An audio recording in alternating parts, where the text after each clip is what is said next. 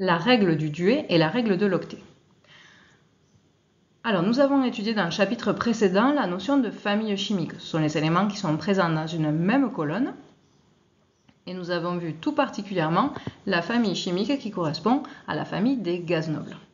Ces gaz nobles, quand on observe leur capacité à réagir avec d'autres espèces chimiques, on se rend compte qu'ils ne réagissent pas. Pourquoi? Parce qu'ils sont extrêmement stables. Et en physique comme en chimie, tout tend à la stabilité. Donc ça veut dire que les autres atomes vont vouloir ressembler d'une certaine manière à ces gaz nobles pour gagner en stabilité.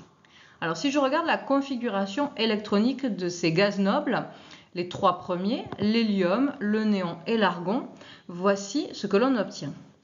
Alors on constate quoi? On constate que pour l'hélium 1s2, il y a 2 électrons de valence, qui correspond finalement au fait que cette couche 1 est entièrement pleine.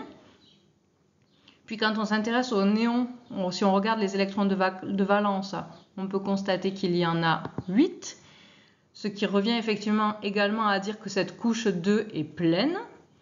Et si je regarde la configuration électronique de l'argon, je constate qu'il possède également 8 électrons de valence.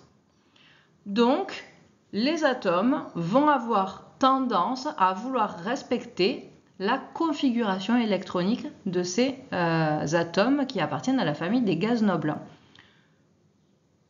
On a donc 2 règles. La règle du duet, qui finalement veut dire 2 électrons. Donc ça veut dire que les atomes pourront respecter la règle du duet que sur la couche 1.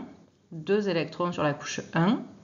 Et quand on passera aux couches supérieures, la 2 et la 3, alors les atomes auront tendance à respecter la règle de l'octet, c'est-à-dire à posséder 8 électrons de valence sur la couche 2 ou 8 électrons de valence sur la couche 3 pour se stabiliser. Et alors cette règle du duet et de l'octet va être primordiale pour comprendre comment se forment les ions et également comment se forment les molécules. Mais tout d'abord, on va prendre plein de configurations électroniques et identifier si oui ou non elles respectent la règle du duet ou la règle de l'octet. Et donc, est-ce que l'atome correspondant est stable ou pas?